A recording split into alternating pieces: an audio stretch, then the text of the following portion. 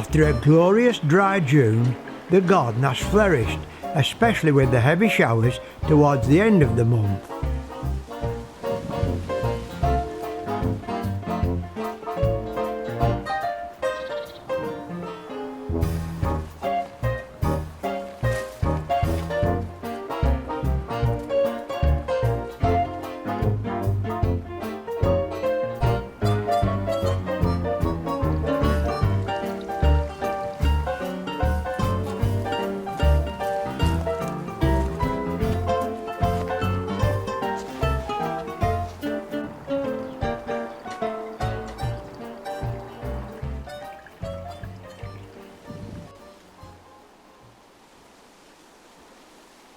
On our return from 2 weeks holiday in Pembrokeshire, I was amazed how the sea holly had grown in my rockery.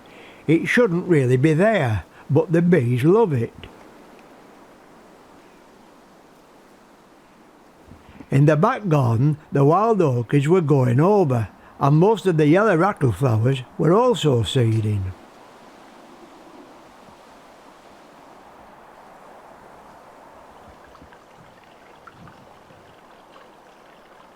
With the heavy rainfall adding up, the garden was becoming too lush, with some of the meadowsweet smothering some of the less vigorous flowers. I widened the path across the small lawn so we could hang out our washing again when the weather permitted.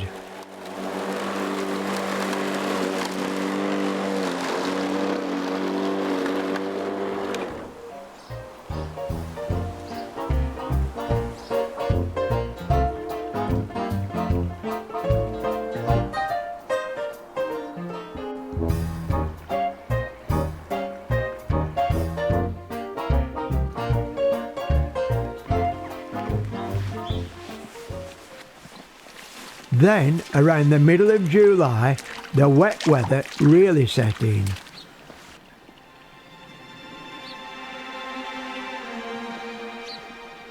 It's been raining now steadily for a couple of days and it hasn't stopped. And looking at my rain gauge, it's well over 50mm, a good 2 inches. The garden is absolutely sodden and the ponds are overflowing.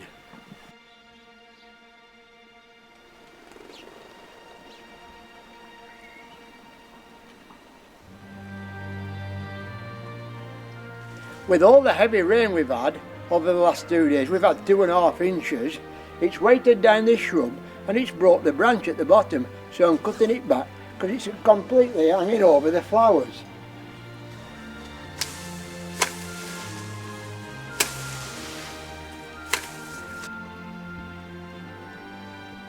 With all the heavy rain, the tall foliage was starting to bend over and become a soggy mess.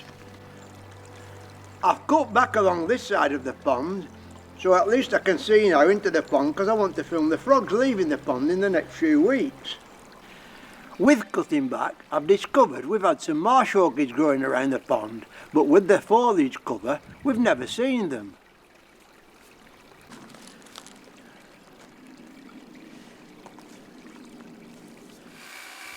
Halil, our next door neighbour, cut back the adjoining hedge at the end of July because of its lush growth.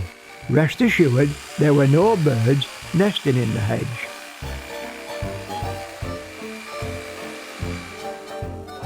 All the larger foliage was shredded and added to our compost heap.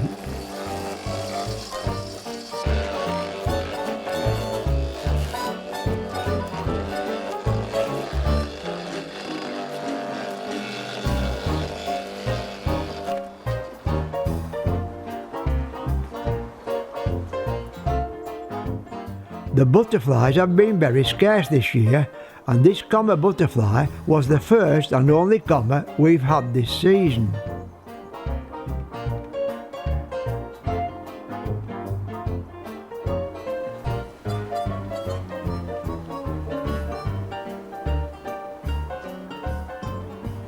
Teasels have grown and spread throughout the garden, but the bees are scarce because of the cool and often wet weather.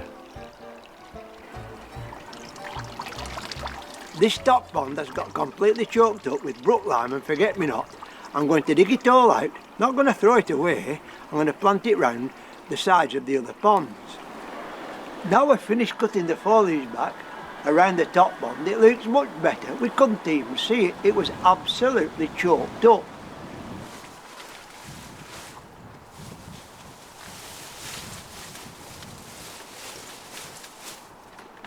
I've never seen my compost bin so full, but I'm still going to cut back and give these border plants a bit of a chance so that they'll flower again when the warmer weather comes. So that's the end of it really in July. It's been a very disappointing month. There's nothing really happening in the garden because it's been too cool and wet. But we'll see you all again, hopefully, in August.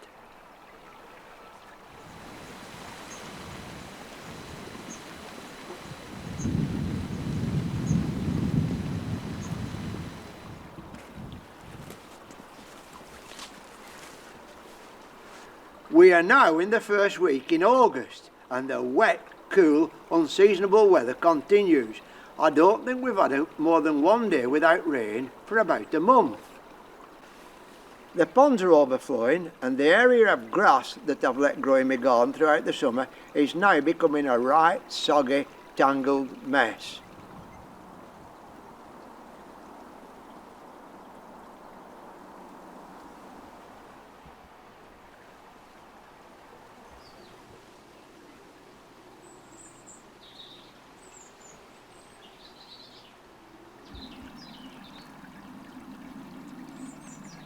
We did have the odd brighter day, and by mid-August the pond had a good population of water boatmen, and the first young frogs were leaving the pond.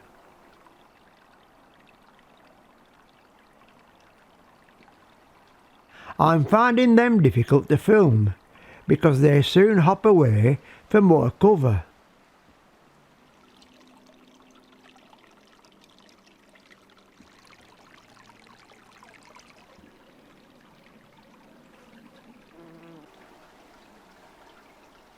The South American Chilean flame, a vigorous climber, has done well with all the rain.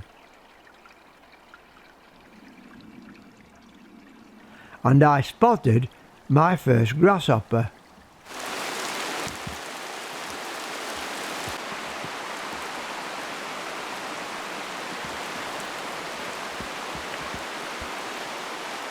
The rain continued almost every day until the end of August, but the purple loosestrife has flourished in these wet conditions.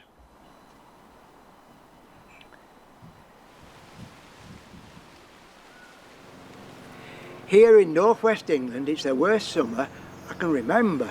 We've had this garden since 1984 and during July and August it's rained almost every day. Today is a better day and at least some of the border plants now are coming into flower again after I've cut all the grass back.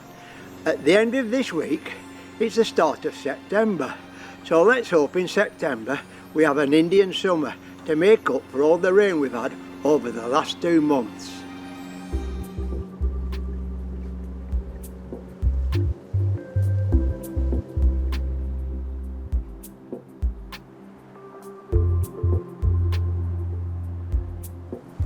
On a more positive note, we're slowly moving into early autumn and the garden is becoming more bountiful.